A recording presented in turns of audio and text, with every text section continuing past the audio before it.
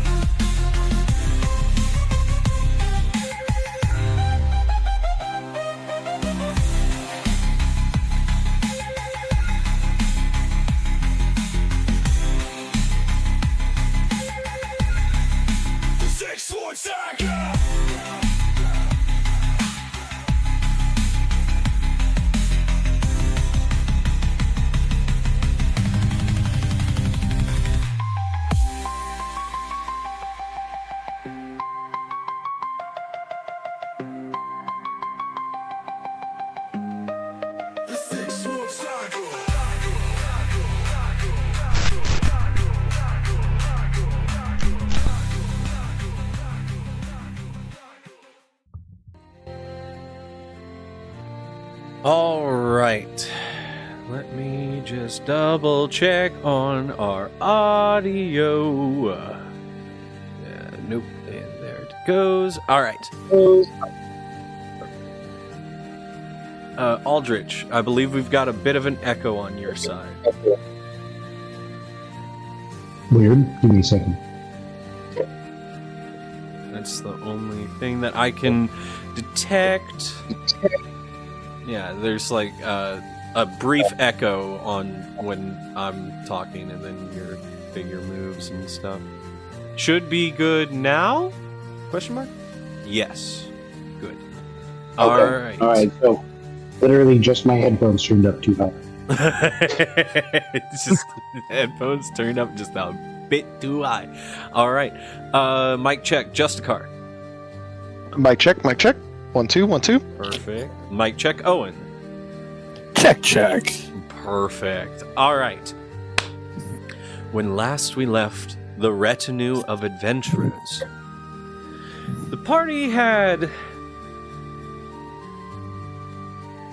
acquiesced to the magistrate Thalen Morwin's request, suggestion, order to wait outside the city for Donovan's caravan due to their actions in the previous night.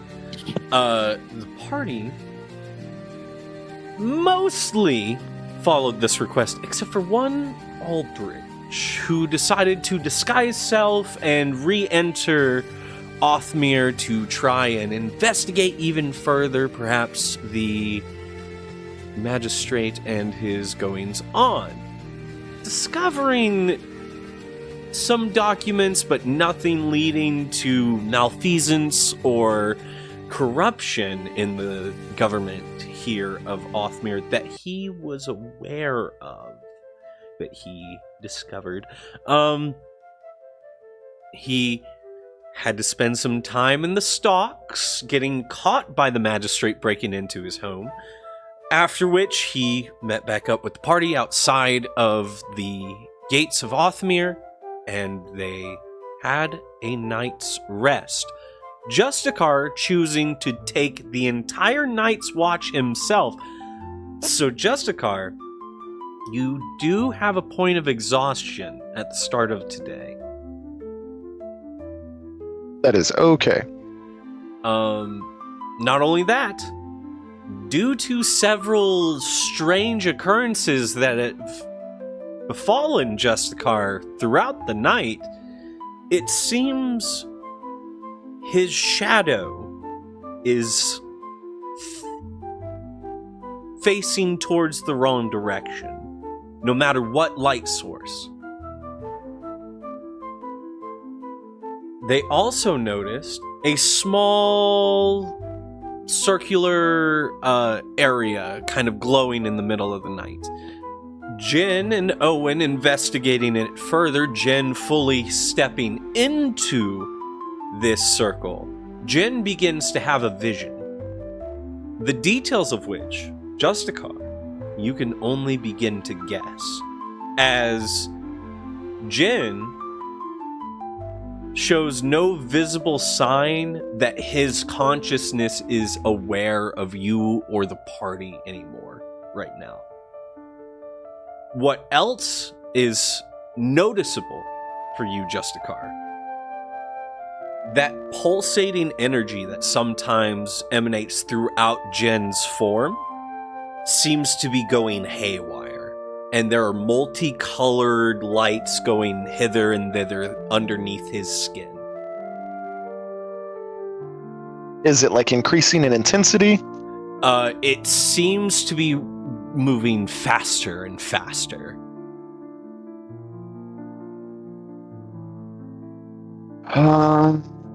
Okay, let's see. Is there any way I would be able to determine whether or not it would be a good idea to, like, try and tackle him out of the circle, or...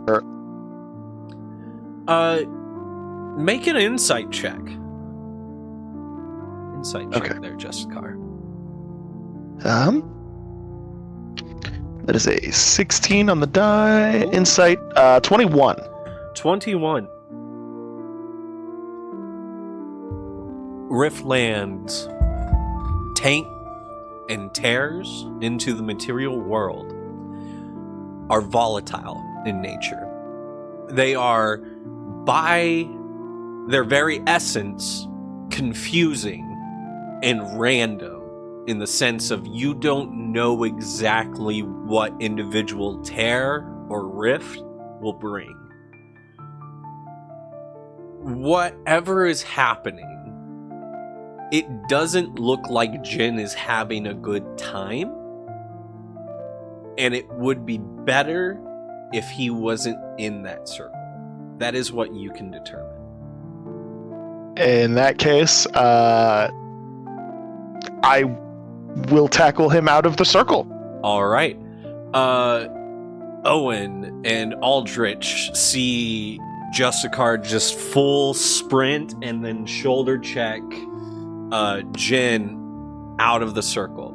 In this brief moment where your form passes through this circle, you are also going to need to roll a wisdom saving throw. Should be pretty good for you as a paladin. Let's see. So, 13 on the die plus... And of course, don't forget your exhaustion, which, if I Oh, yep. remember correctly, Disability. Well, it's ability checks, and that wasn't an ability check. That was a saving throw, so you don't have disadvantage. All right. So in that case, with the 13, 19 altogether. 19 altogether. You are able to briefly get a glimpse at this vision. You're not quite sure the moments leading up to this, but it seems like you are entering this flow of time at the crescendo of whatever vision Jen was having. You see a vast city which you recognize because you've been there. You recognize this as Lukeel itself, being held aloft by 4 to 6. Difficult to tell based on the scale and size of everything going on and where you're at. Large, massive, gigantic humanoids that are all just kind of like sprawled out, bent over, holding the like foundations of the city by its stone pillars and holding it aloft on their backs.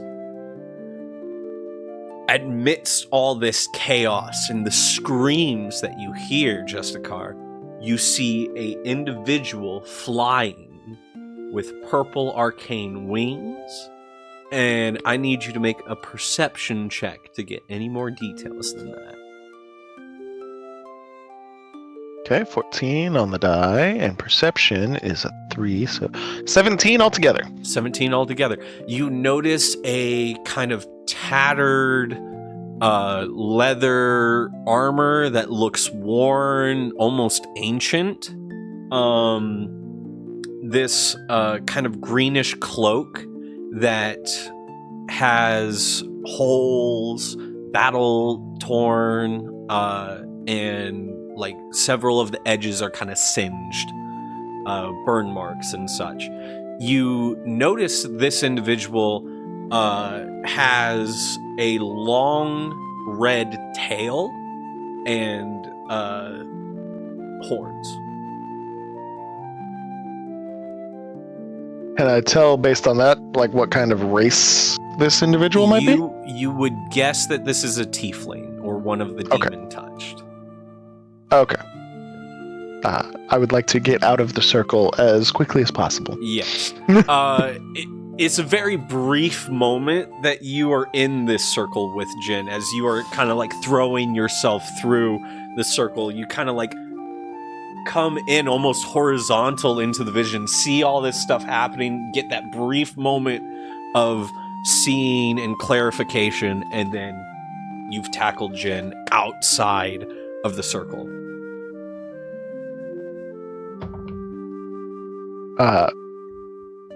I would like to drag Jin back to the group, away from the rifts.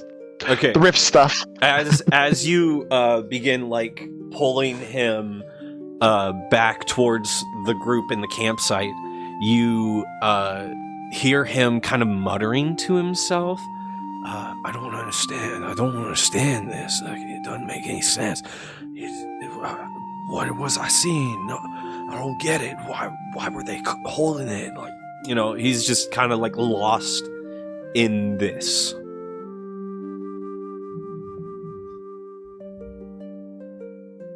I'm gonna drag him back to the group and be like, hey, specialists, do you have anything to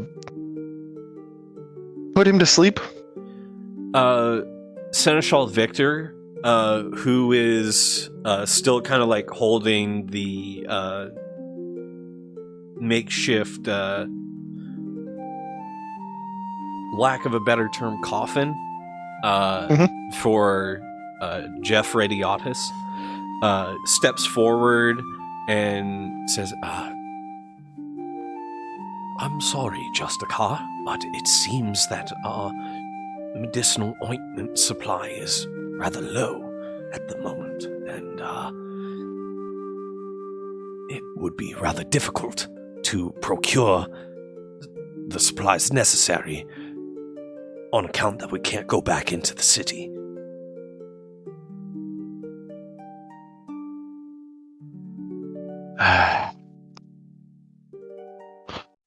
Owen, Aldrich, do either of you know how to render our friend here unconscious?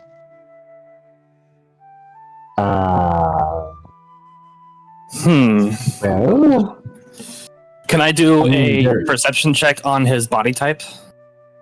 I'll say make a medicine check. Okay. Kind of like try and understand the anatomy.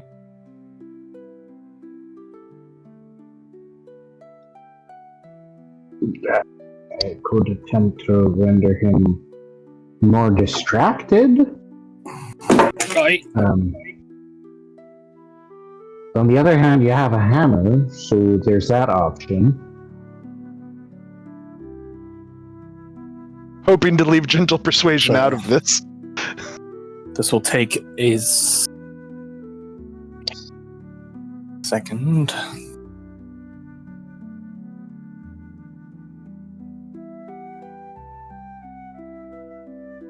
Okay. And what's the current proficiency bonus? 2. 2. 2. Okay. Because you are level 1 characters. Yeah. Right.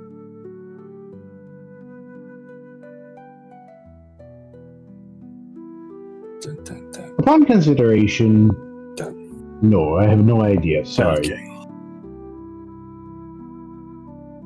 What? Don't know. Okay, that is a 23, actually. 23 Yes. for medicine. What'd you roll? 18 on the die, and then plus 3 wisdom, plus proficiency. All right. Yep. Wait. No proficiency. 21. All right. Makes a little more sense. I was like, you got a plus 5 bonus at level 1? What the heck? No. No. You, even though there's a lot of like glowy bits and strange clothing, he's humanoid. Breathes air, same as everybody else. You can probably just choke him out.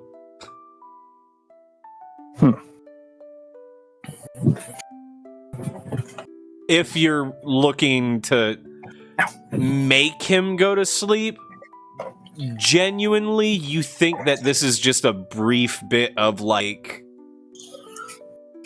trauma that he's trying to work through, and Right. he should be fine and come to his senses at a later point in time.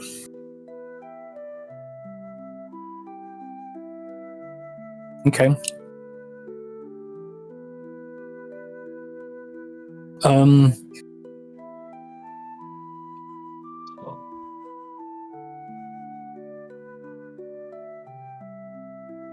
You gonna tell anyone? Yeah, I'll tell someone. I was trying to think of if there's a way like I could like maybe put him to sleep by like playing a song or something like that, but I'm like, I don't have any instruments. I don't think anybody else around here has any instruments. Nope. So yeah, I just think he'll be fine if we just give him some time.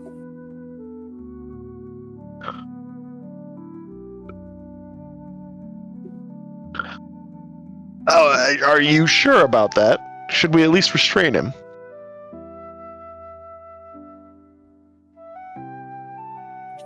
No, I think we should just leave him hang out in the cart on the way, and he should be all right. All right, I'm trusting you. What if, just to be on the safe side, we, tie one of his hands to the cart? He doesn't seem too focused enough to untie his hand without, snapping out of it, so, Okay. you know. One hand, one leg. All right, so restrain him. Understood. I pull out my rope and I restrain him. Oh, lovely. One hand, one leg. Justicar, Justicar does both arms, both legs. I appreciate the enthusiasm. I really do, but that wasn't the plan. On the other hand, I guess you have restrained him, so... Yes, and we have no cart yet, so he is restrained until we have a cart. What are you talking about? Of course we have a cart. The caravan master has not come out of the gate yet. No. You, Squire, what's your name? Ignis? Pick this up and carry it for me. And I point at Jin. I stare with, like, pure malice towards Aldridge. That is my squire. Oh, no, I'm not ordering him. I'm encouraging him to exercise more efficiently, that's all. I look at the rope and I look at Aldridge and I go, there's enough rope for both of you.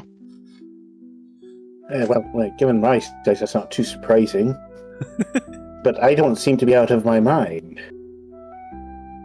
Ordering a Justicar's squire seems to be out of your mind. Alright, so let me ask you a question then. Are you going to carry Jin? No, he's going to sit here under your guys' observation until Donovan is ready.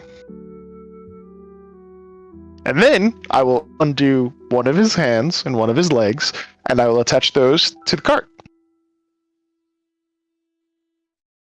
Honestly speaking, I don't know what your problem is, but whatever. Gestures to Jin, babbling. Insane rift Honestly creature. speaking, I've seen worse. Well, actually, now that you put it that way, I don't think I have seen worse. But in any case... Exhibit A. It is around this time that the gates of Othmere begin to open. You see several individuals begin to come out of the gate, as well as a few people who have just kind of like traveling packs that are just kind of like leaving the city to go out to the fields and begin working. You see the caravan begin to pull through the gate. Of course, Donovan is there, just kind of lackadaisically walking next to the head wagon. You see several people in the wagon itself, just kind of kept to themselves. But you do notice several people like running around and performing various functions for Donovan. One in particular that you notice coming out of the gate kind of ahead of the caravan and a little bit ahead of Donovan, almost mistaking her for one of the peasantry that are like moving to come out into the field, save for her long silvery hair. You see a half-elf woman, and she just kind of looks towards the group of all of you and begins to kind of merrily skip up towards you all, and she stops close to your campsite. She has a sprig of lavender out of the corner of one of her lips, and she looks up at you guys and says, "Right, are you the group of miscreants that are traveling with us this trip?" The Justicar and his retinue, yes. Right. You know, we don't get many Justicars traveling with us that are privy to blowing up half a city. That was a specialist. That was not a Justicar. That was one of my specialists. He's new. I pick up Jin. A lot of water to explode. To be fair, the building was unmarked, flammable, and explosive material. That is a violation of every code possible, and I just put Jin on my shoulders and I walk him over to the caravan. Hey, I swear that thing ate... It ate oil for breakfast or something. Right.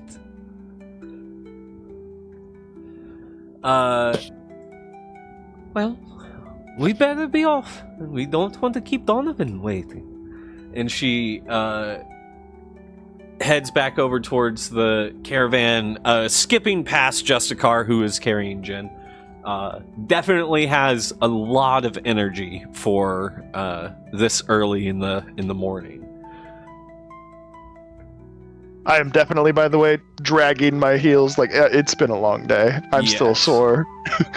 And I put Jin on the front next to the caravan driver.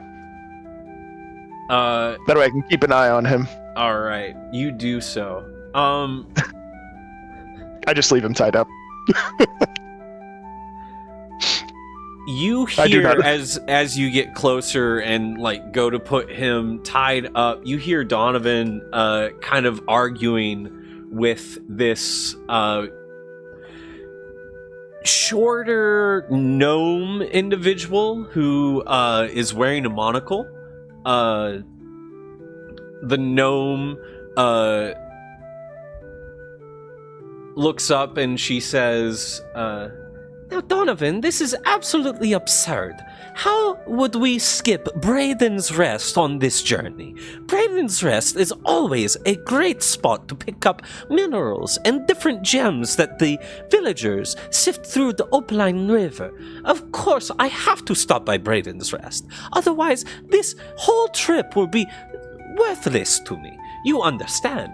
And Donovan just kind of looks down and it's like, "If we got the time, we got the time, but we got a schedule to keep, and you're not the only person who paid for the fare." Now, come on, you can't seriously be saying that I, Gilla, GMI, will be, similar to all the rest of your customers here. Surely there's something we can work out, yes? Hey, just get in line and be thankful that you're part of the caravan. Could be one of the unlucky saps who tries to make it from city to city without a party of people. She kicks a bit of dirt and mutters under her breath and walks towards one of the other wagons, and it's the third one in the caravan. Which, by this point, all of the caravan is out. You see roughly 6 wagons.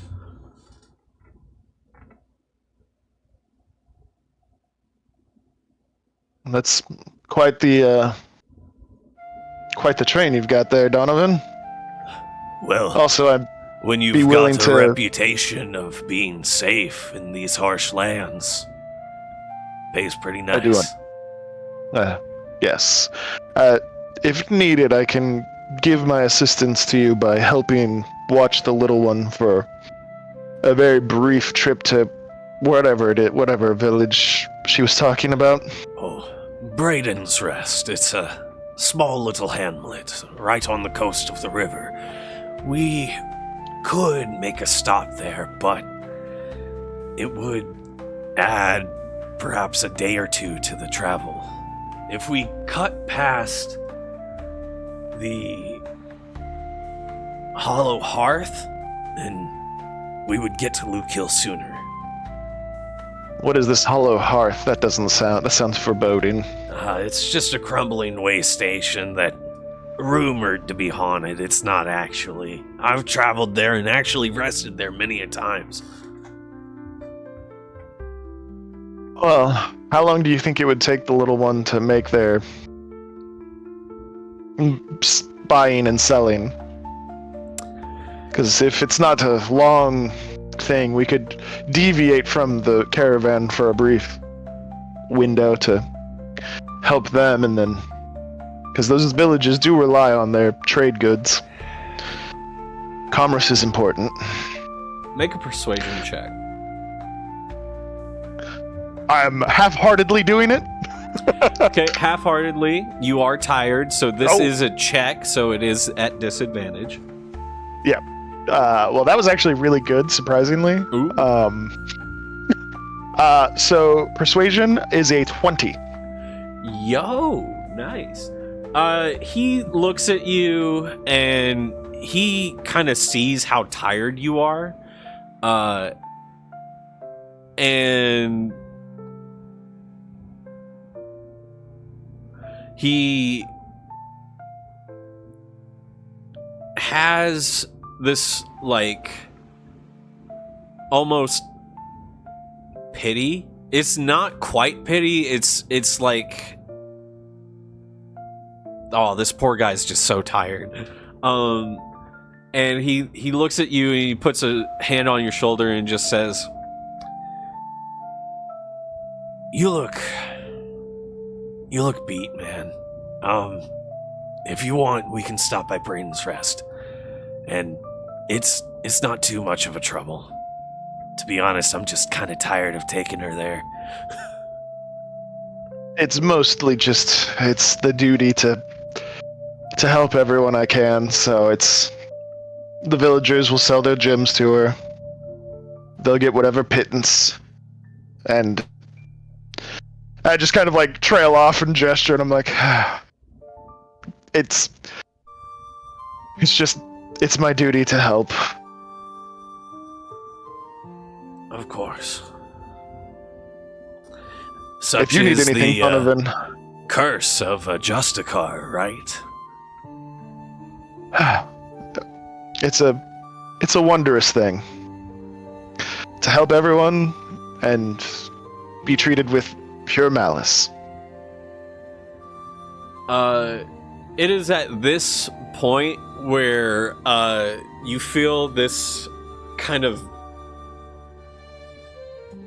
thunk against your leg, and you and Donovan are kind of like pushed aside as this gruff, barrel-chested dwarf muscles past both of you. He does not have a left hand. There is this kind of crooked steel prosthetic that is at the end of his arm. He looks back to the both of you and just kind of says, Right. Any more of your liver-lapping time with the Justicar here, Donovan, or are we actually gonna get to the road and get to going?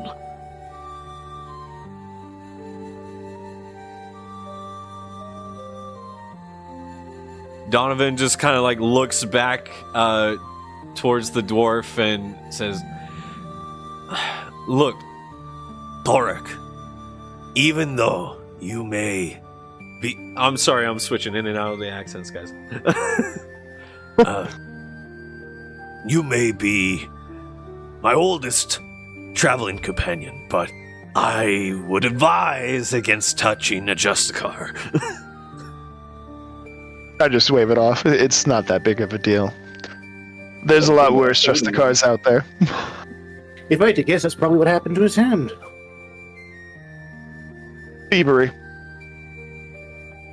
Yup, probably. If you must know, I lost this arm in the cave-in, but you wouldn't know rock from stone.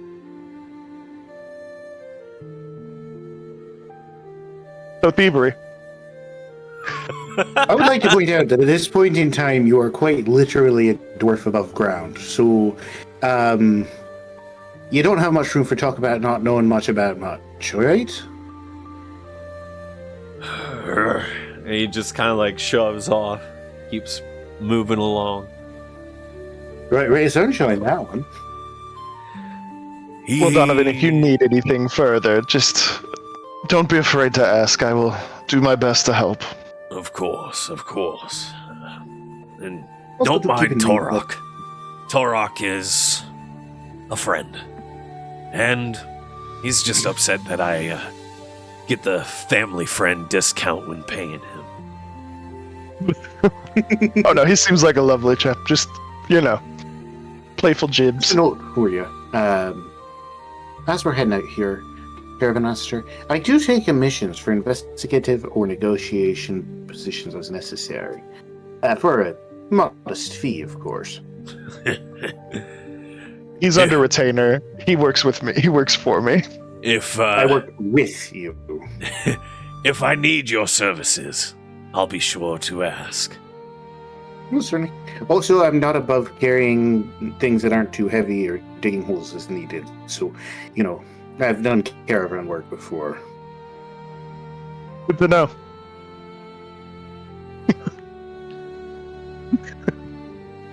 I wasn't talking. Oh, never mind. I'm gonna regret every time I open my mouth around you. I just know this. All right. You also notice, and this is a individual who catches your eye, Justicar, kind of walking in between the second and third wagon. He's not on a wagon, he's just walking in between them.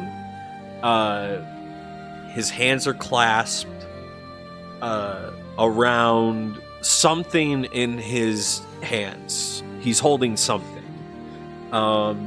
He's wearing a very dusty priest's robe that is tattered and has seen quite a bit of road worn time. Can I tell what order or whatever? Make a religion check.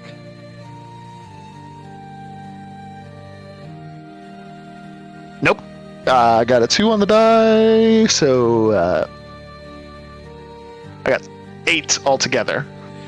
You don't know specifically what deity is associated with this, damage. but you see this really intricate looking iconography around the chest area, and in the center of it there is this hollowed out space in the shape of a fire. Okay. I bump Aldridge to get his attention, and I gesture to that guy.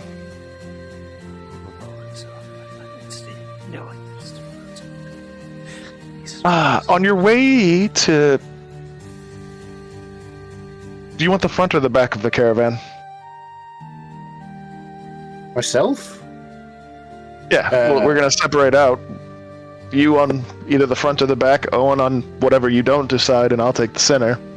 Probably the front would be best for me. It's where most of the defense is going to be, and I'm good at a lot of things. Fighting ain't one of them. Yeah, so go ahead and do a circuit, but that guy in particular, see what you can find out about him. Right. I go over and tell Owen the same thing. Make a circuit, see what you see, and then take the rear position, and I'll go set up somewhere in the middle. All right. Since there is this kind of collective investigation as you guys kind of splinter off, all three of you give me an investigation roll. And that'll determine who you interact with.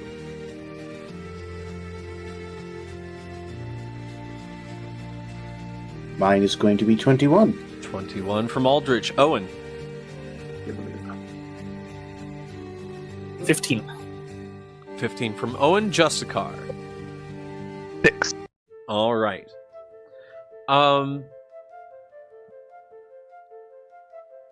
Aldrich, you specifically managed to interact with this dusty-robed priest, and we'll get into that here in a second.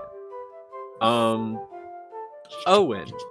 you actually come across this human in kind of mage attire. He's wearing robes, and he is very nervously running his hands over and muttering a spell, an incantation over the arcane lantern that is on one of the corners of the wagon. And he finishes his spell, and he casts, and you see some sparks appear like they're going to the arcane lantern, and then they just kind of like and fizzle out. And he goes, Drat, I have to get this right before nightfall. Breathe. Breathe. Oh, thank you. Try again. Oh, thank you. Estas niastrusa. And he releases the spell. It goes, and you see these lights begin small, and then they flare out and go, and they over engulf the arcane lantern on the back of the wagon. And he goes, oh no, oh, how dreadful. And he runs over, and he takes part of his cloak, and he starts to like put it out. Oh man. Didn't know his own strength. Thank you for your support there. What is Absolutely, your and I name? give him a small clap on the back. Oh. Just very gentle. Oh. Yeah, I'm Owen Gray. Owen, it is a pleasure to make your acquaintance. I am Jack. Blink Eyes, people call me on account of my nervousness sometimes. I wouldn't worry about that. Oh, don't look! And he kind of like covers his face and like hides a little bit. And behind you strolls the half-elf scout that you were greeted by at the campsite, and she just kind of like looks over towards you, gives you kind of this like smile, and then just walks off. And then Jarek just, I'm so sorry. I get so nervous around Nisa. Oh. Well, I think you're doing all right. Oh, I thank you. What will you be doing on the caravan? I am in charge of the arcane lanterns in the protection ward. Oh, I think I might just think about ways of keeping us safe. Oh, very good.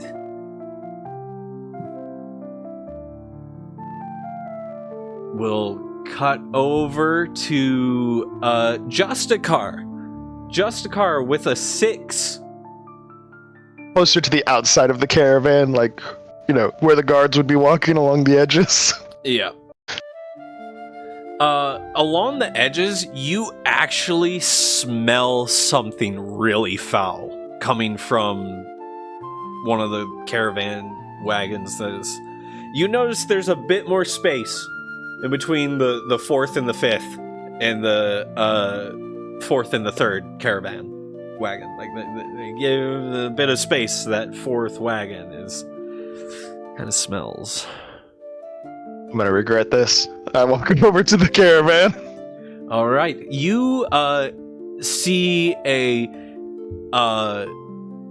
individual with kind of matted fur all over, and it's hard to tell where his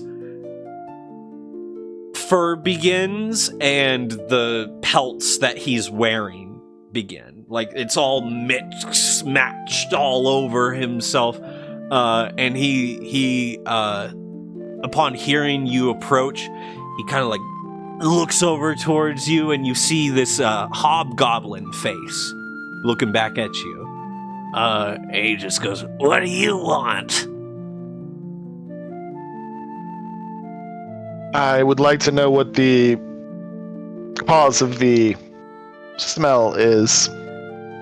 What, you never had a tannin rack travel with you before? And he opens up his wagon flap, and the smell gets worse as you see several racks of different pelts and furs in various stages of preparation. I just get that disgusted look on my face and I go, I have seen tanneries before. I did not know one would travel, and I immediately turn and walk back to my position and then go like an extra 20 foot away.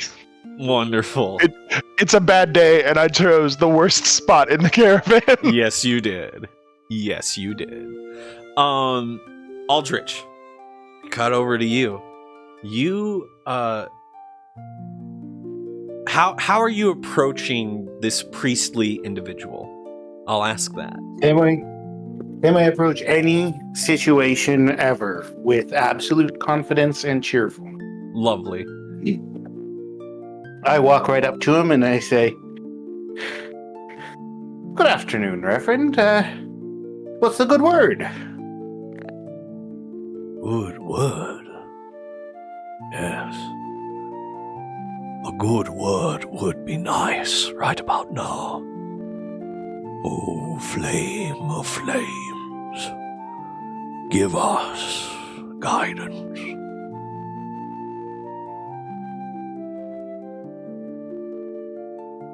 So, what's got you on the trail?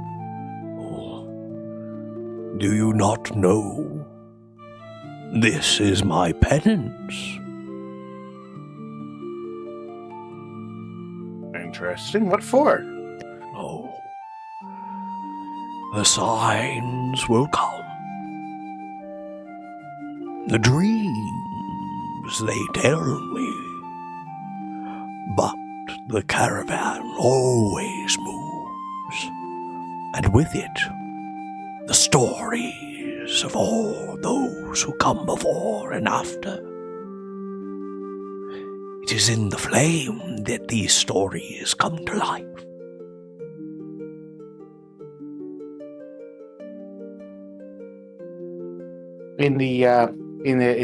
At this point, Aldrich is probably for the first time in his life starting to feel uncomfortable with the conversation, kind of rocking back and forth on his toes and heels. In the flame, you say? Can't say as I'm overly familiar with that. What was your name again? I didn't catch it. They called me Brother Varnell. Brother Vernal. What's the flame you're talking about? Oh, yes. And he kind of puts a hand to the hollowed out symbol on his chest, and he says, The hollow flame. It is an old power here in the Maki Vale, forgotten by most.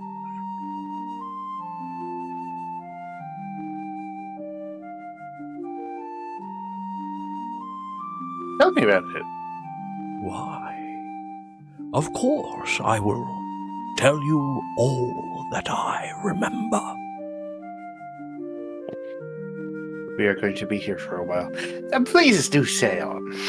of course. He begins giving you several histories of this sect of priests who discovered a flame that burned without destroying the fuel source that it was viewed in. A brazier that needed neither refueling nor fanning. And this hollow flame that rested within it.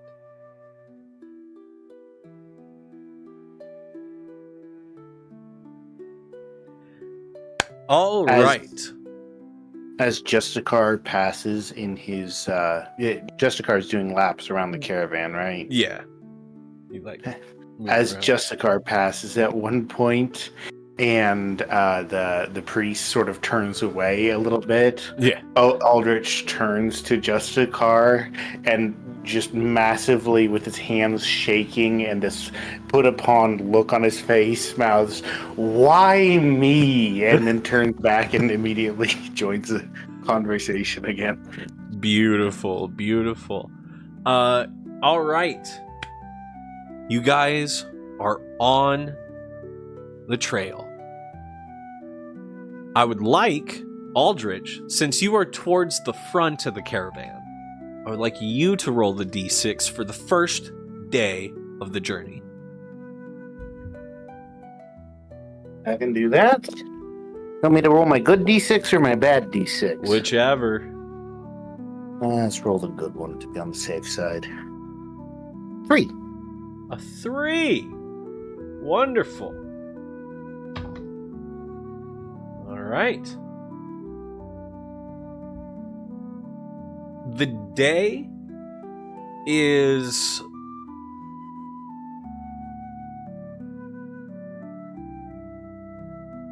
rather peaceful as it goes on. The conversations between Justicar and various travelers within the caravan, Owen and Jerk, bonding over various necessities and different ways to make the caravan safer, and Aldrich being almost lulled into a second slumber by a history lesson of a forgotten deity from the Maki Vale. The party comes to a rest towards sundown. Donovan calls out to everyone, "All right, circle the wagons. Make a line. Surround us. Put the campfire in the middle. The lanterns will cause the ward to create a dome shield around all of us to protect us from the horrors of the night."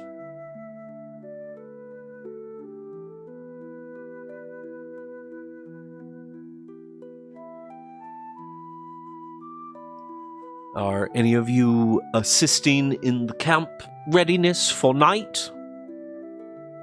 I'll do some small assistance, digging on the fire pit if nobody else is doing it, helping out if somebody is, getting things stowed. Basic, low-level caravan stuff. Gotcha. All right.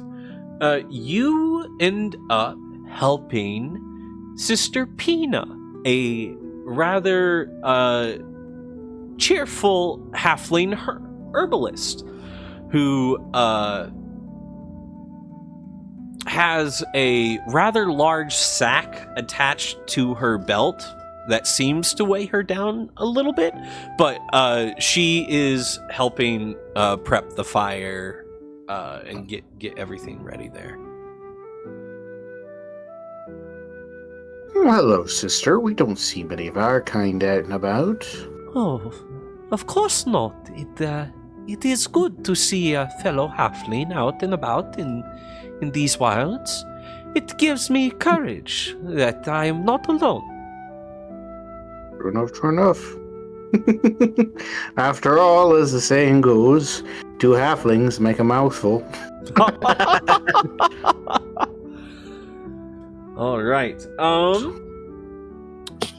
Owen, what are you doing to help the caravan prep for the night? While everybody's just kind of all in one spot, I'm just gonna walk around the caravans and check out the wheels, or make sure all the wheels are good. All right, make no easily spottable defects and such. Yeah, make a investigation check there for me. Okay.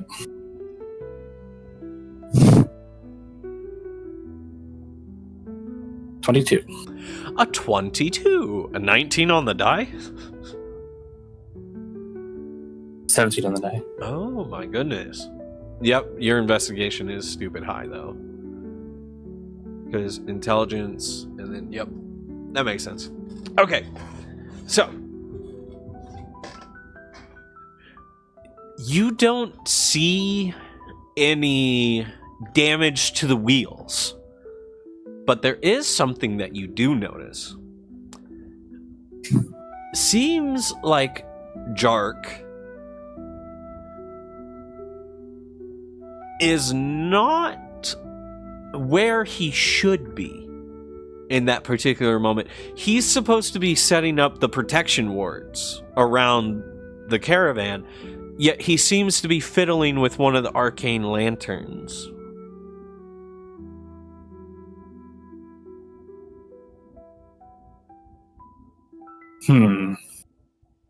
Let me take note of which lantern that is. Okay. And I'm going to keep an eye on it. All right. All right. Especially paying attention to who's around it. Okay. It seems like it is on the wagon that is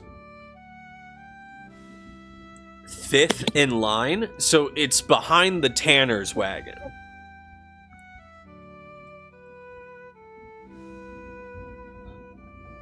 Seems to be full of mostly travel chests and boxes and crates. It seems like it may be one of the supply wagons.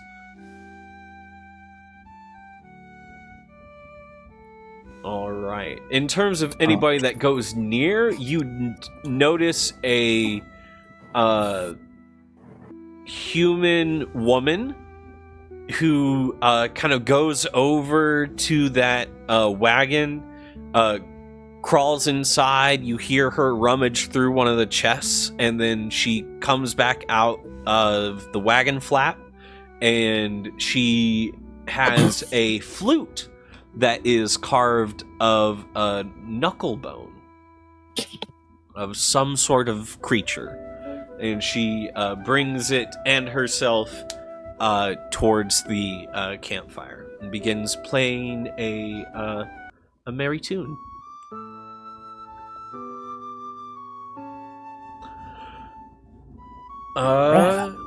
Okay. And Justicar, what are you doing to help? I go to my personal retinue and I go to the scribe and I go, Reginald, what are you working on as of late? Well, to be sure, I am working on several reports of our time in Othmere. I am trying to get it to where we look good, so to speak. Too many liberties with it. Keep it honest.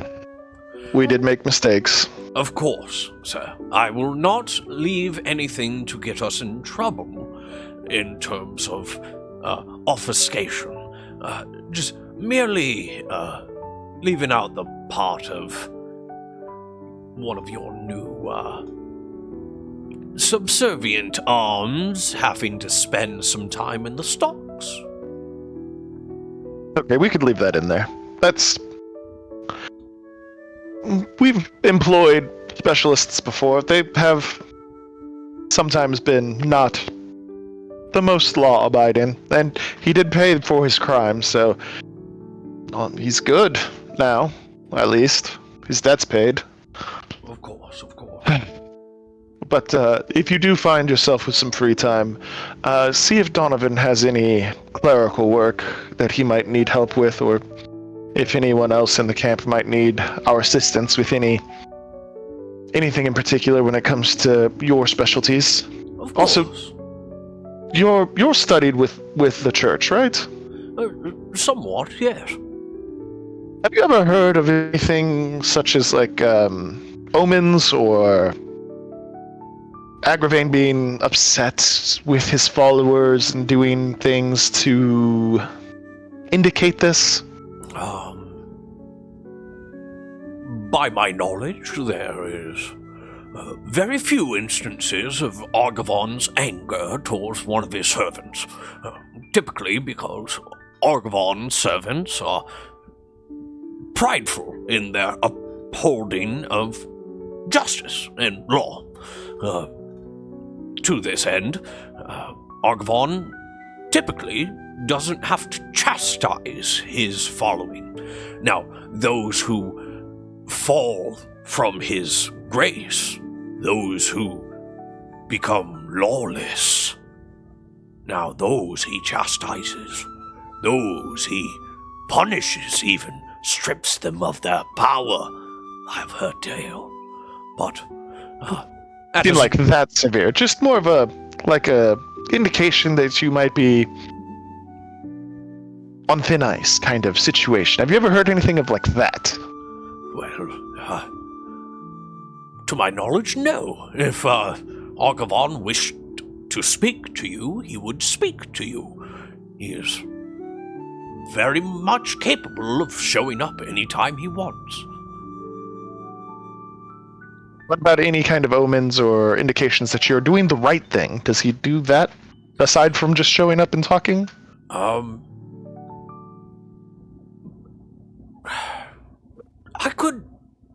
could do a little more searching in some of the old texts, but I do recall something about one of his more pious disciples being shown in almost a holy light, his very essence damaging to undead or foul beings of the dark or lawlessness. Thank you. If you can locate some of the old texts and let me know what you find, but make sure to see if anyone else needs anything as well. And then I take Ignis and I go, well, Ignis, it's your first time to read out a scripture. You're going to give a speech, so to speak, around, well, not to the people, to me, and you're going to do it loud enough so everyone else can hear you.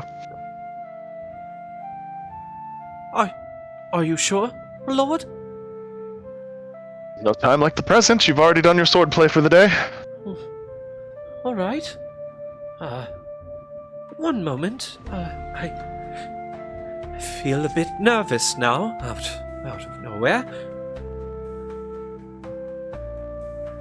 Okay, you've got this, Ignis. You've been studying for a while under me. You should know how to conduct yourself.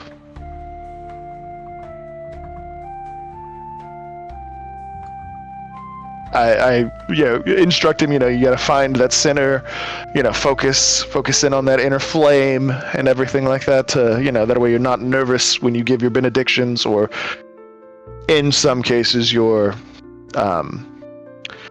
judgments. Of course. You have to feel that fire inside you, that righteous glory. He takes a moment and he takes a deep breath.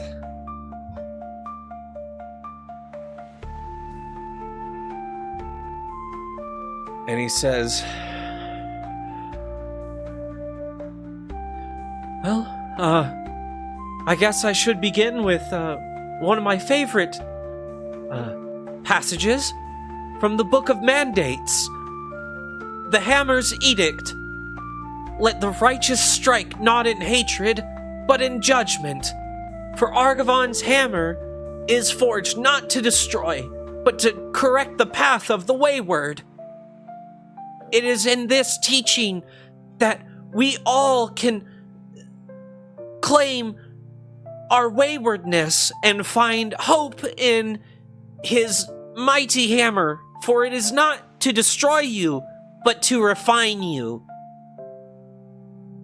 I hand over my hammer towards him so he can lift it up. And, of course, you mustn't give in to the chains of your waywardness. This is taught in the chain proverb from the Book of Trials. Chains are not cruel when they bind the hands of the lawless. They are merciful when they stay the blade from the innocent.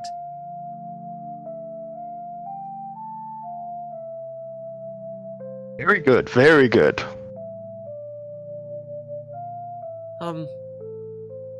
And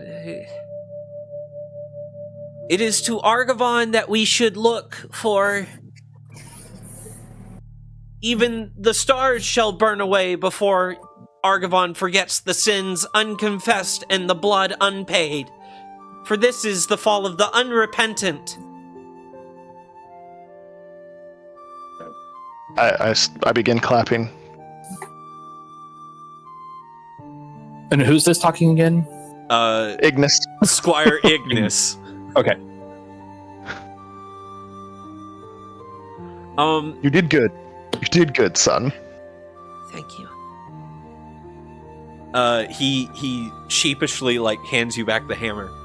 Owen, I would like you to make a perception check, please.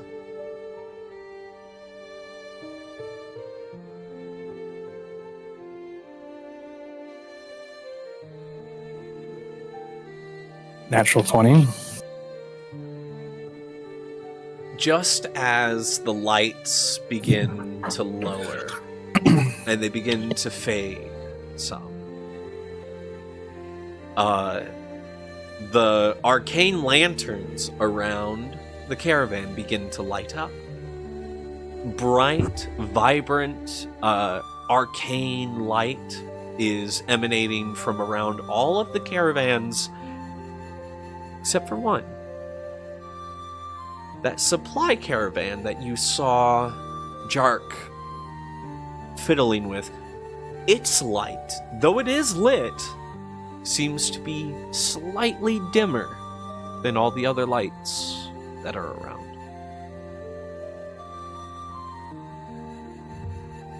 At what point in time do I notice this? Instantly. Given the perspective of the last 30 seconds. So you had taken a note of the wagon that Jark had fiddled with. You got distracted by Ignis coming into the center, talking with Justicar, but loud enough that everyone could hear.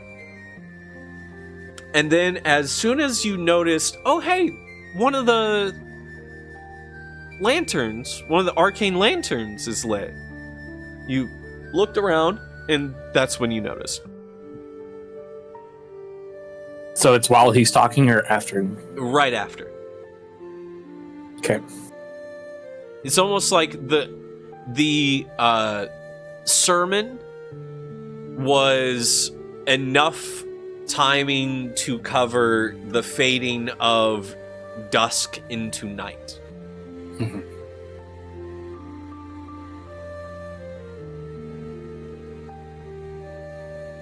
Okay. So the wagons are circled, right? The wagons are circled. There is a campfire in the center. Multiple people sat around the campfire. You notice, of course, Jark there. Nysa is away from Jark. He's specifically put her far enough away from him so he's not super nervous. Torak, the dwarf, is kind of off to the side, away from the campfire. It doesn't seem like he is focused on merriment and camaraderie, more so just keeping his eye out towards the wilds. As you guys haven't hit tree cover by the end of today, you guys are still kind of out in this open plain area. Okay. I would like to look around, see what Jark's doing, number one. He seems to be conversing with an individual who has several bruises on his face and a swollen eye.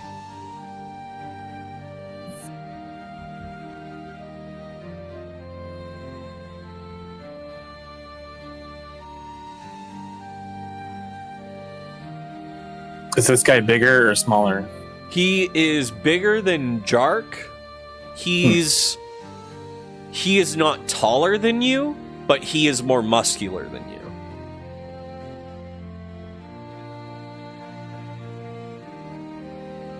Okay.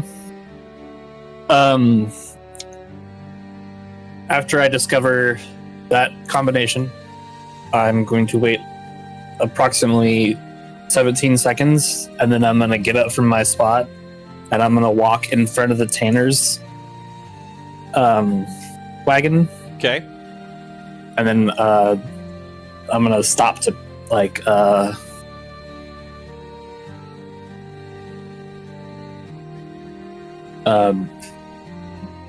freshen my waters. Yeah. If you know what I mean. So, are you trying to pilfer some tanning agents and chemicals? No, I am just going in front of the tanner's wagon, and I'm essentially going to use, like, act like I'm going to use the bathroom, or like try to use the bathroom. Okay. All right. So you stand in the wagon's circle, right? Or do you leave the circle? I go just outside the circle, like to the corner of the wagon. Okay. Where like somebody could see me, but like Yeah. not like see me. Yes. And you begin to relieve yourself. Correct. I'm getting some of this. Okay, this happens. Okay. And then, as soon as I do that, I am going to like just kind of like do a slip and pass between the tanner's wagon and the exterior. So I'm going to come back and circle around to wagon number 5, the supply wagon. Okay. And then I'm going to kind of walk up and see if I can very just nonchalantly just kind of see if I can like check out that lantern real quick. Okay. Make a sleight of hand to see if you pull off this like slipping out and about and around.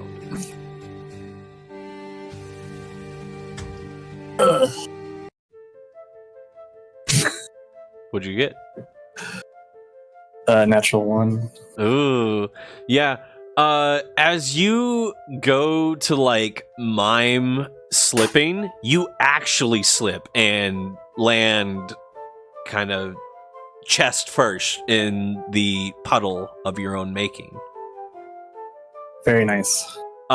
You hear uproarious laughter from the traveling caravan as Torek, the gruff dwarf, walks over, kind of picks you up by the back of your shirt and just kind of like lifts you up so you're standing again. Mind where you're pissing. You might end up wearing it. It seems that way. And everybody begins laughing uproariously again. I appear sheepish. It is at this point that the female bard who has that like flute carved of fingerbone begins singing a song about the the man of P who travels with thee.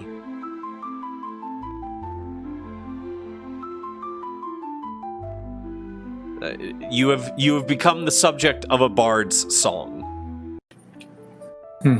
Classic. Yep. Very. Hey man, if under that the- nat under the radar. 1 hadn't happened, man, I'm sorry. Oh yeah. Oh, and you gotta be known for something, right? No, Mhm. you do you still kind of try to sheepishly hide behind the supply wagon and manage to go over there?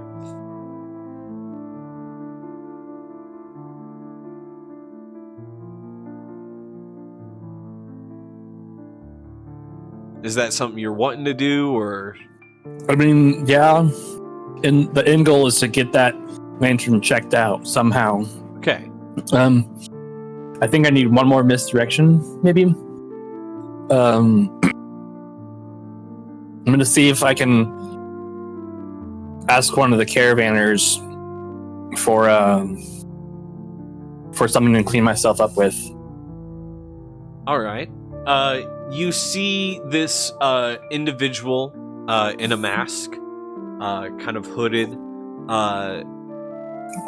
long flowing hair that travels past the hood, and you walk up to this individual and you ask for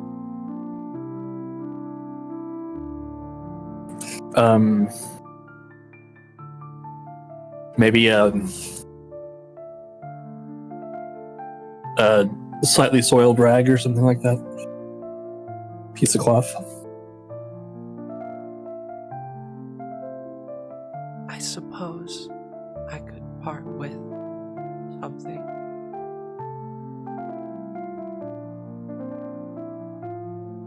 What will you give me in exchange?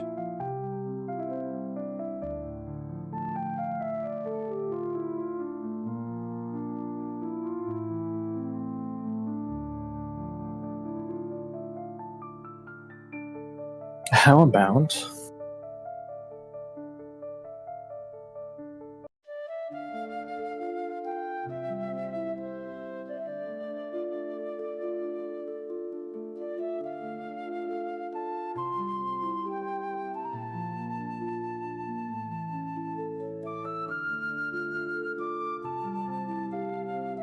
a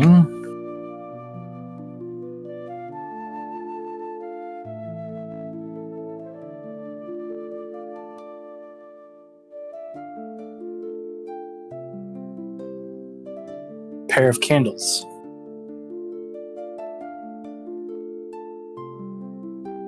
Are they magical in nature or just candles? Just regular candles, 12 hours each. That is preferable. Here. And you watch as she tears like the sleeve off of her robe and just hands it to you. Okay.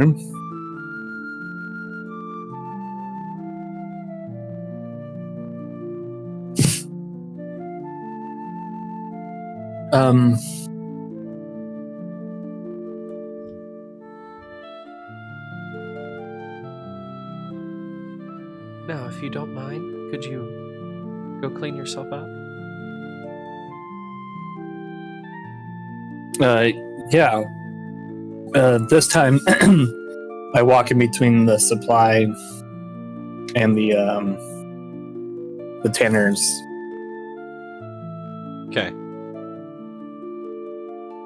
To try and get a second go at the lantern. All right. Investigation.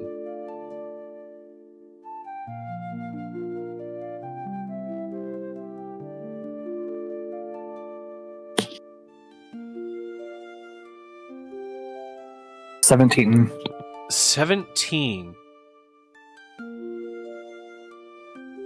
It's an arcane lantern. You yourself are not versed in the arcane.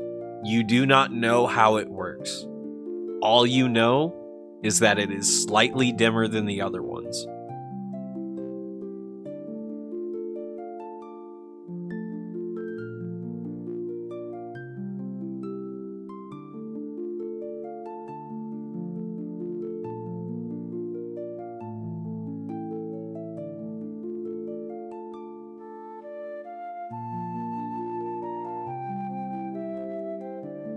Justicar, what are you doing after everyone laughs at Owen and then he just kind of goes in between the tanners and the supply wagon?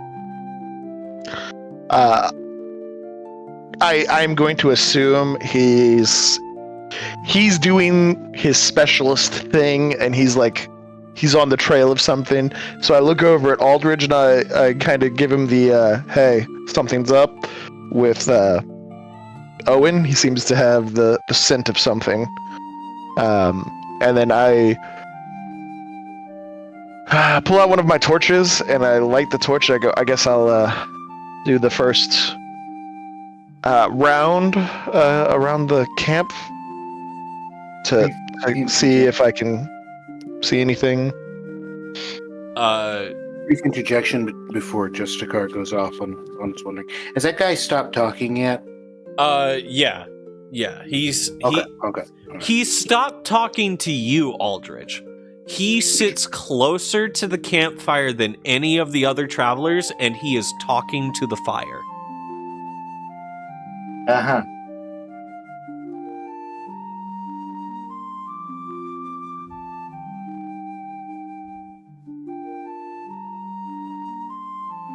So I light my torch and I make a round outside the caravan. As you holding my hammer high. As you move to do so, Torak raises his hand before you pass by the barrier of the wagons, and he just goes, Where are you off to? To ward off any ne'er-do-wells out there in the dark. As I don't have my cloak on or anything, so it's just full Justicar ensemble, hammer held up, torchlight.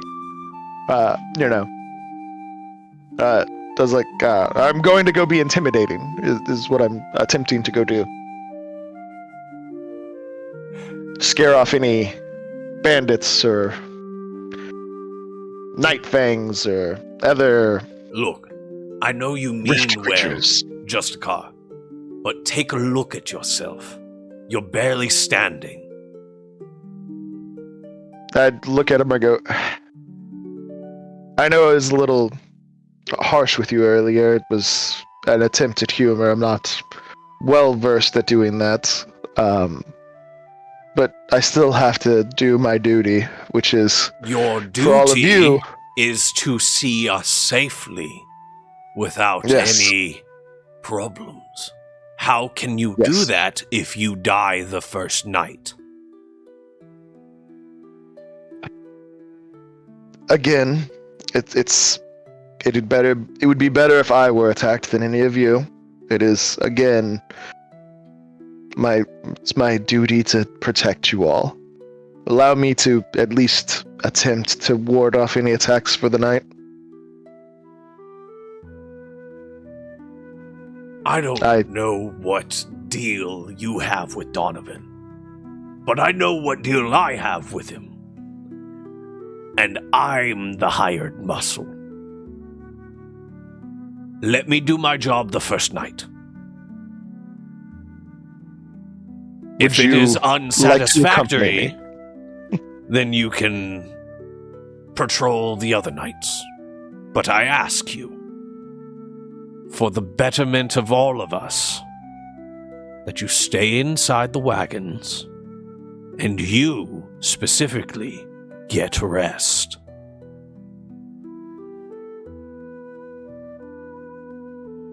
I assume we're outside the ring of caravans? No, he's like Oh, okay. stopped you before you've crossed Okay. past the wagons. I go,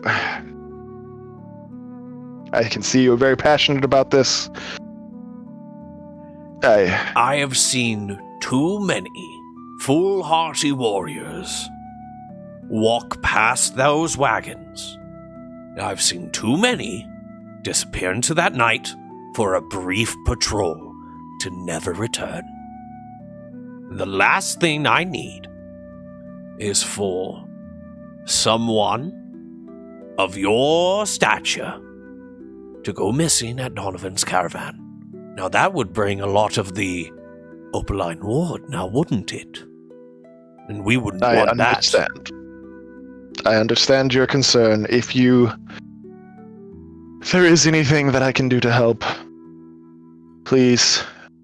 You will be called upon if your hammer and holy light are required. Would you mind if I offered a prayer of protection for you? Please. I proceed to lay my hand on him and give him a prayer of protection. As soon as he bows his head to pray, can I reach up into the lantern and see if I can feel anything that was put in there? Sure. You reach your hand up. I need you to make a dexterity saving throw. Okay.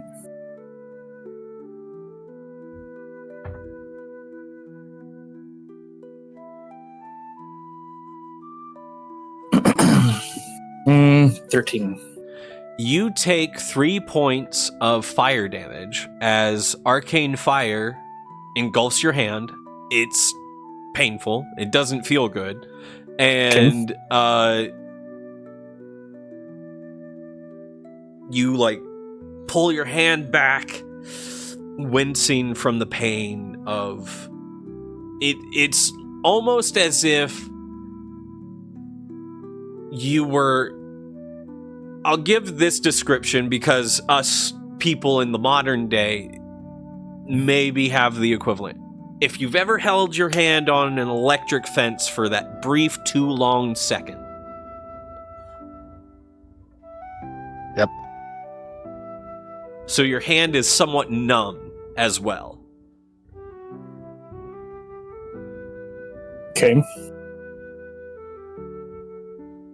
You did not feel any obstructions. Objects, anything, nothing. Okay. As soon as that happens, did I do that?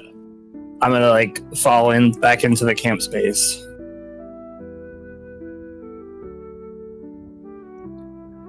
Just kind of flop over. Okay.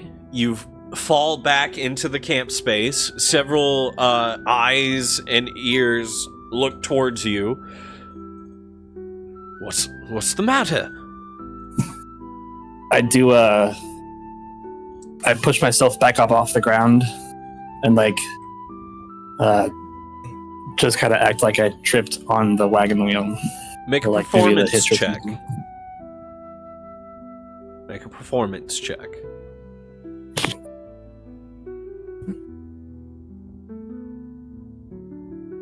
$16. 16.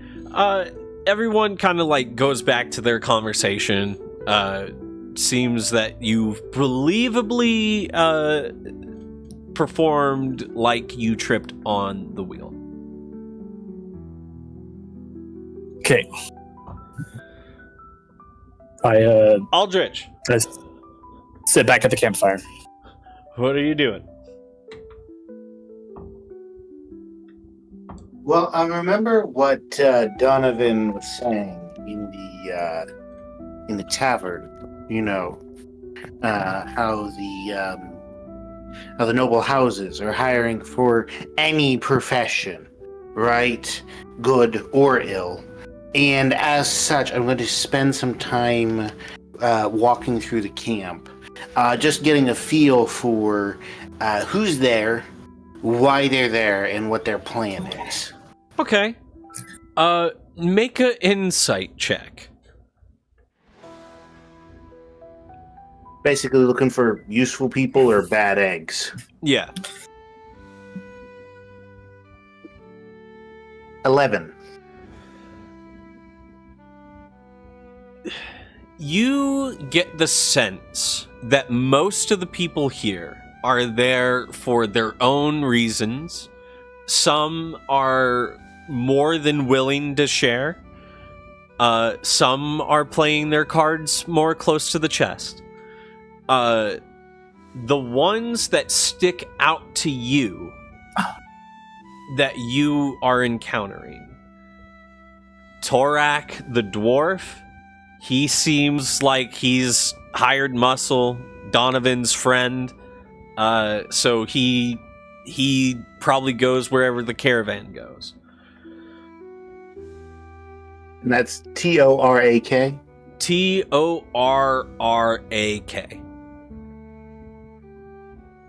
Torrak.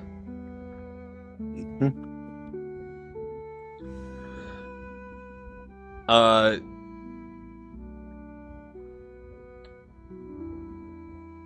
Nyza, the half-elf with silver hair,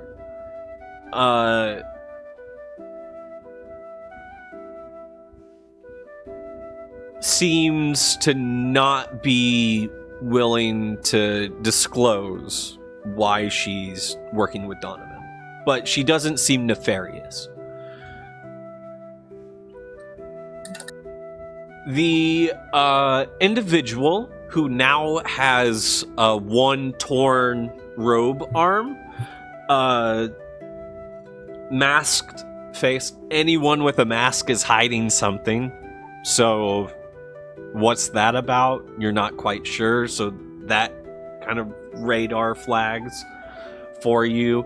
The individual sitting with Jark, this kind of rough and tumble looking individual who looks like he's been through a scrap recently, is also someone that catches your attention. Sorry, did you say Jark or the person we're sitting with Jark? The person sitting with Jark. Okay. So I'm writing all this down. That is totally fine. And Jark is Jark. Is Niza, Niza? Nyza. NYC. Now you mentioned on the person sitting with Jark is that he looks like he'd recently been in a scrap, or looks like the sort of person who'd go for a scrap? Recently been in one. He has a swollen eye and several bruises and contusions. Gotcha. All right. I'm going to see if I can get the name of the masked character. Okay. I will do it subtly. All right. And by that I mean I'm going to walk up to her and ask her what her name is. You walk up to the individual and you ask. Yep. She looks at you. Now, that would be kind of a waste of my money, wouldn't it? If I paid for secrecy and then just told you my name. I suppose that's fair. On the other hand, I wasn't aware that you'd paid for secrecy, so an understandable confusion, I dare say. Of course. I assume you're in trade? Of sorts.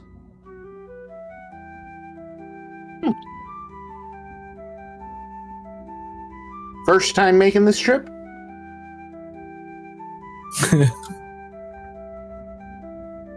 One could say. Nice mask. Thank you.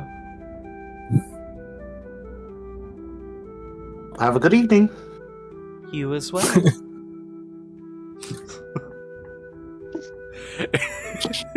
And you just walk away.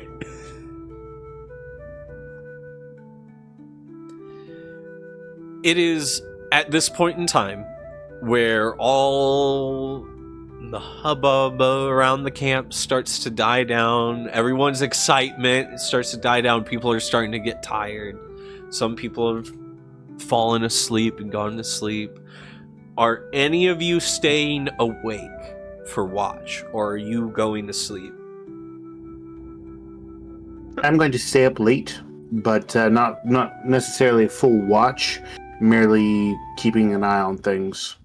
Okay. Owen, Justicar. I sleep next to like against one of the wheels of the wagon, like as close to the edge as possible. Okay. And hammer in hand while I sleep. All right. Owen? Yeah. Yeah, I'll set up against wagon 3. All right. Post it up against the wagon.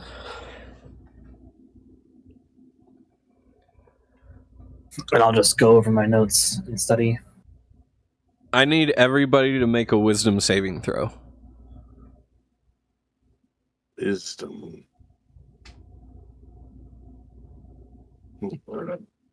Okay, 13 on the die.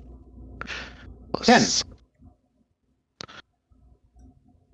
Okay. 18. 19. Just a quick question on this. Is this 19 from fright Owen and related? Jessica. It is not fight related. Fright. Oh, it is not fright related. No. Okay, then 10. Okay. Okay. Justicar, Owen, you both sleep through this, and it doesn't affect you. Okay. Aldrich, in the middle of the night, you begin hearing these disembodied whispers that kind of echo out over the plains.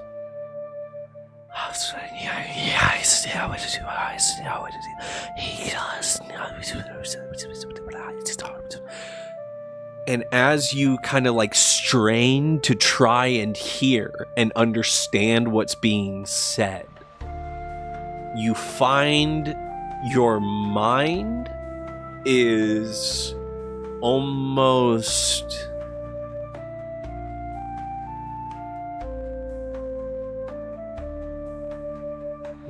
you feel a little lightheaded, just very loose in your thoughts, and words that you can make out appear in your head.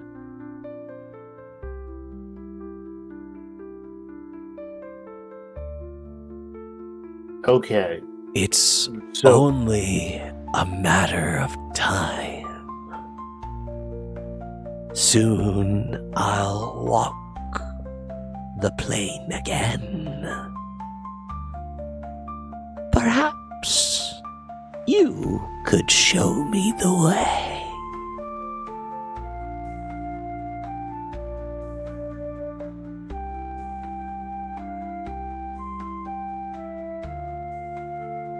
okay, so I'm an awakened mind sorcerer. How do these whispers interact with that? So in your awakened mind, you are keenly aware that this is a Riftland influence. Something from beyond this material plane has sent forth what you would probably describe as almost a tendril of consciousness. Sort of like how you almost seek out and then embed into the thoughts of others.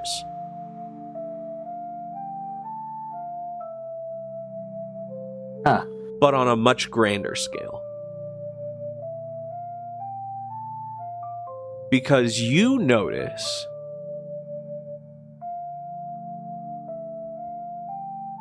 there is another individual who did not go to sleep. Brother Varnell, who is sitting next to the smoldering embers of the campfire, hasn't stopped talking to the brief bits and bouts of flame. And you become keenly aware that whatever whispered to you probably whispered to him as well. How does he seem to be reacting to that? Has his speech changed at all? Is he talking about anything different? No, it's almost as if he thinks the flame answered him. Oh. That's not good. On a scale of 1 to 10, that's not good.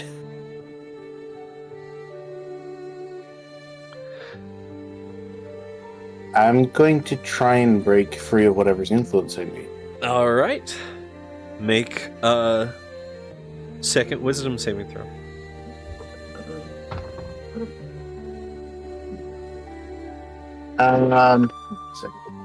Fire on that again. 14. 14. You feel yourself struggle to break free of whatever it is that has a hold of your mind. It lets you go. You did not break free. You are keenly aware of that. It felt you struggle and then let go. Still concerned, now intrigued.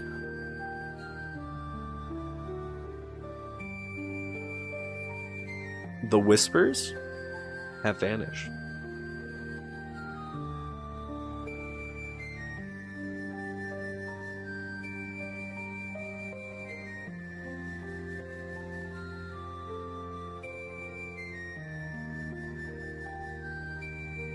And Aldrich, you find it a good idea to lie down and get some rest.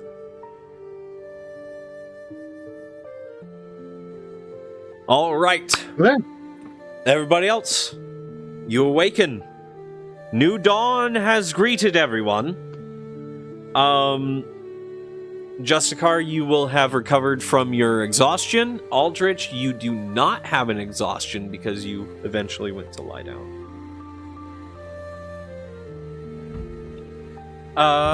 Start of the next day. Owen, roll a d6 for me.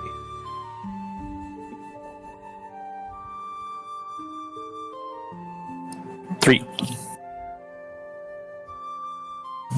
Stop rolling 3s and 4s, guys. Gonna run out of these creepy, eerie lore things to throw at you.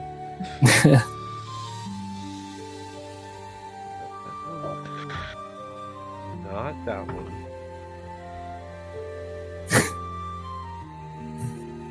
Okay. As you come to and awaken, Owen, there is this moment where you don't know whether it is sleep still in your eyes or if you are genuinely seeing this, but it looks like you grab you from your kind of bedroll and lift you up against the wagon, and then he says, "You have to stop," and then he vanishes.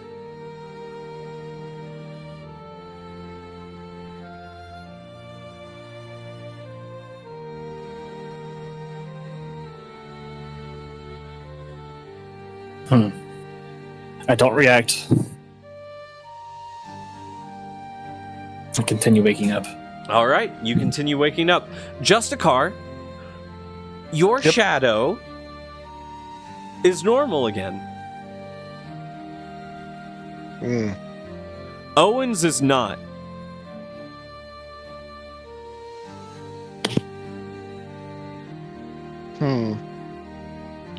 Something about that lantern. That lantern's got to have something to do with the Argravane. Hey, Owen, I think when you got up this morning, I think you grabbed Justicar's shadow by mistake.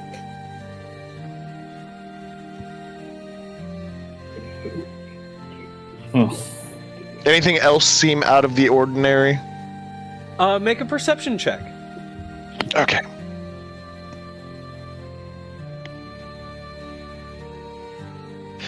Perception is 10.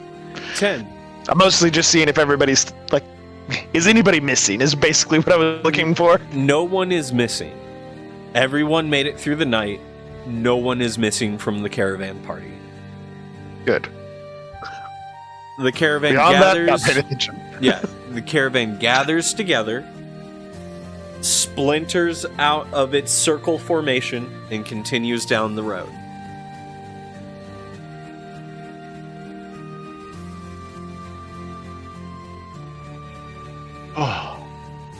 Justicar, Owen, Aldrich, I need you all to give me a perception check.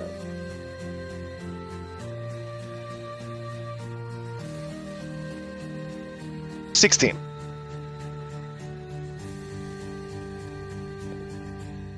Natural 1. Okay.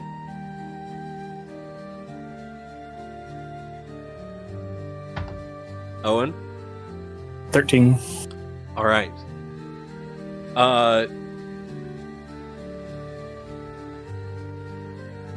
Owen, you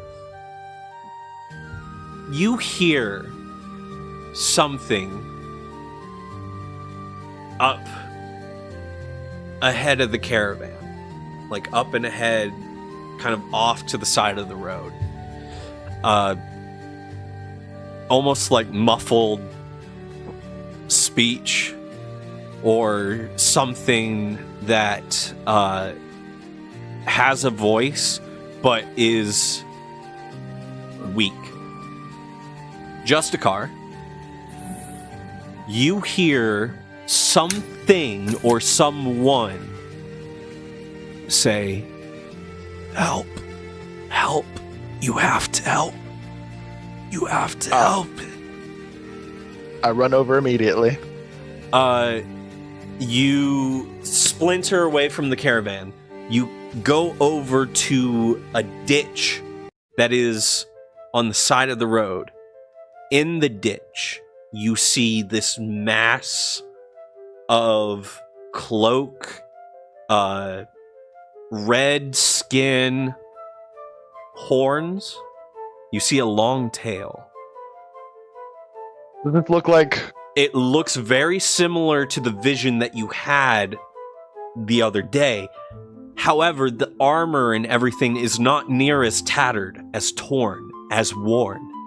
It still looks worn and travel hardened, but not near as ancient or as singed.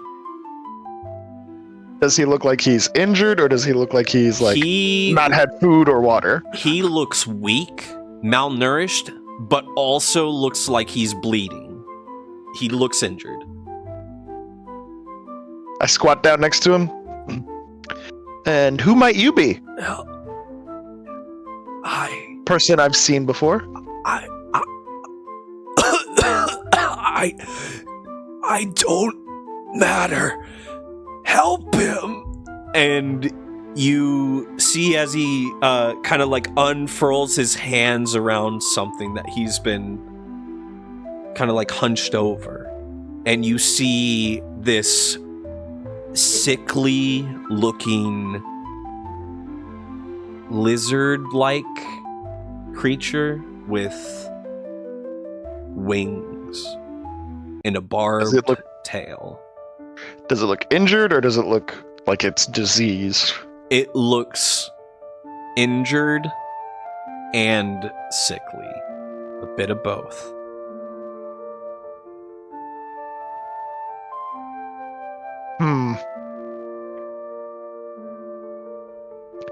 I yell for the priest. All right. You yell for, I'm pretty sure it was Valen. Yes. Or Varnell. You yell for Varnell to come rushing forward. I don't know his name. I just yelled, priest! And I gesture over. Well, as you yell priest,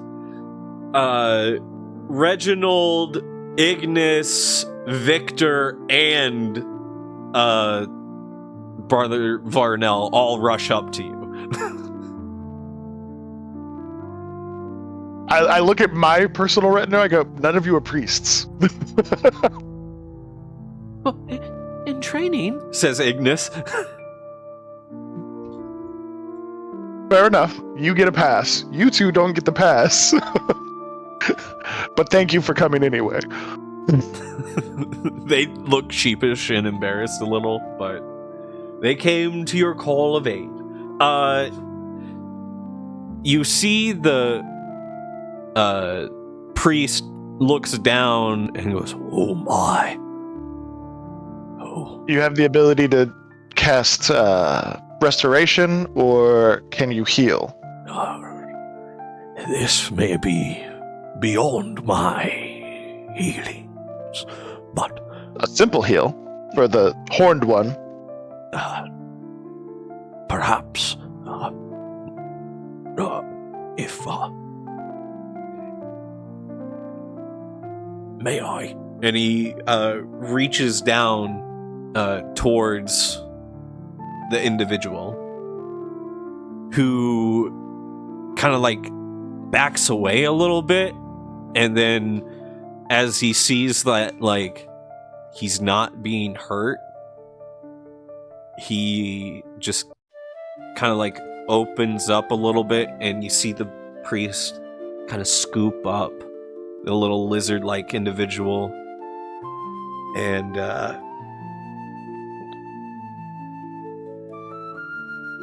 yes, the warmth of a fire may stir his blood. Yes.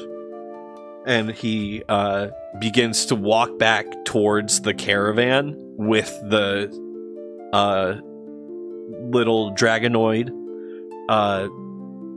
There is this brief moment, Justicar, where you see fear, anger, and distrust on this individual in the ditch, and he like tries to physically crawl in the direction of the priest, but then he's too weak and he can't. I roll him over and I begin to fireman carry him up onto my shoulders. And Come on.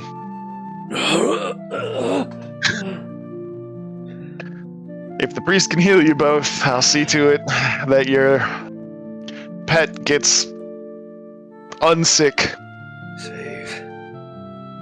Save him. I give him a thump on the forehead. I've seen you before. You have to answer some questions.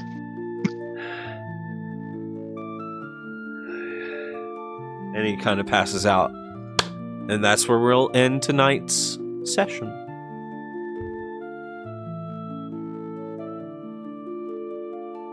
Give Morthos a little love tap on the forehead. Blank. All right, ladies and gentlemen. Oh my goodness. Another episode down. And you don't understand the significance. You don't understand the significance, ladies and gentlemen. I've been trying to introduce this NPC for 3 to 4 sessions now. So Yes. As soon as you threw the vision out there at the beginning, I'm like, I know that. yeah. Oh dear. Yeah. Yeah. I knew that the players here tonight would know because they played other characters who witnessed this vision in real time because it was in their real time.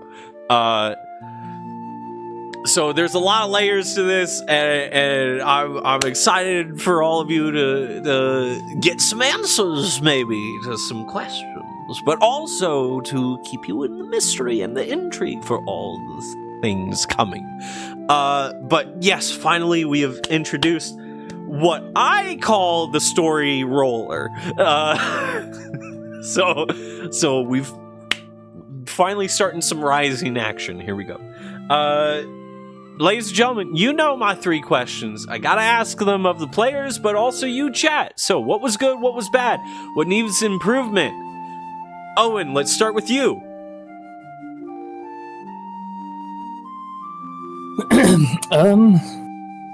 No, I thought today's session was really good.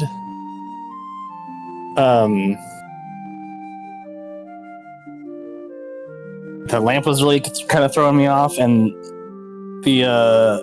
the vision was a little confusing, but that's, I don't know. We'll see. Yeah. Aldrich. It's good. Had fun, enjoyed myself. I liked sort of holding myself back a bit. I tried to not jump on the conversation caravan and roll that down the hill. I'm in sales, in case you haven't figured that out. But I liked the fact that you managed to maintain multiple individual NPCs relatively clearly and make them all distinct, but at the same time, none of them were overwhelming. And I definitely like the whole feel of this caravan thing. Honestly, I would like a little bit more progression per session, but I also recognize that that's at least 80% our fault, and a fair portion of it also is just the fact that there's a lot that's going on and a lot that needs to be covered also in a relatively short time period. Beyond that, I'm not going to be comfortable being in the general proximity of Morthos forever, probably, but on the other hand, I'm looking forward to it. I would just like to point out that I've seen what this guy can do, and I'm level 1. So... Oh my gosh. All right. Justicar. I would say it was a really great really great session. Lots of character, lots of character development, things popping up and whatnot. A lot of interactions. The only thing that I guess could be improved upon was like just the general pacing. I guess kind of not, but kind of like what Aldrich was saying, where it's like that's a lot of us, but in the sense of like there was a lot of I don't know what the right word is. I don't want to say downtime or like pauses or whatever, but like there was some dead air. There was some dead air there. And like some of the things were like kind of like spinning your tires a little bit. Like, okay, well, yes, but like again, the vast majority of that's our fault because we're interacting with everything. Yeah, like I'm like, here's some details, and you guys are like, hit A to interact. Interact everything. I poke it. Yep. Which I mean that is partly our fault, but also like if you put something in front of us, you already know we're going to. I understand. Let's examine. I understand that, but the problem is I have to make it a living, breathing world that you are interacting with, and to do which so, means we interact with everything. That means that the world's interactable. Yep. It's just the double-edged sword of like. The more interactions that you have, the longer it takes to do things. So it's the double-edged sword of like, the pacing's good. It's just we're bogging it down a little bit, I guess. Hey, but I tell you what, I'm running it how I would run it for our once a month sessions. I could try and like speed up some of my like queuing on some of my things, so that's something that could be improved. We'll see about that here in the future, of course. Now, ladies and gentlemen, I, of course, need you in the chat to go ahead and give me what was good, what was bad, what needs improvement as well. And I'm just going to let you in on several things that are occurring here this week. Of course, Super Smash Quest this Saturday evening. But Saturday morning, here's a random thing from a random Christian gamer. He is one of the members of the Christian Fellowship of Christian Content Creators. He's actually doing an interview of yours truly this Saturday. We're filming like 2-episode interview thing for Midwest Dungeon Delver collab with him. So tune in Saturday sometime at Twitch, perhaps, and whenever it's edited and put together, I'll let y'all know where that appears. Also, coming up on the 12th, I believe, if I'm not mistaken, let me just double check this real quick. Yes. We are doing this. Yes, May 12th at 6 p.m. It is the newest episode of Chaos Table, ladies and gentlemen, and I'm going to be guest appearing as a guest dungeon master for part of it, as we'll be swapping through dungeon masters throughout the session, and a lot of the chaos for Chaos Tables is provided by you, chat, because you can interact with it and cause many chaotic things to happen during those sessions. So tune in on Fedorable Will's channel, the same channel that you catch me on Super Smash Quest. I'll be there for Chaos Table this Tuesday, the 12th, because I'm pretty sure that's the Tuesday, right? This is Tuesday? Yes, I believe so. Yeah. Monday. It's Monday? Monday or Tuesday. Monday or Tuesday? The 12th? 12th should be the Monday. Okay, so it's the Monday. Ladies and gentlemen, the Monday, this Monday. So Saturday, catch me on Random Christian Gamer channel, as well as Fedorable Will. And then, on Monday, catch me on Fedorable Will. All right, everybody. Other than that, you know, the players, they seem to have become permanently entrapped within the simulation.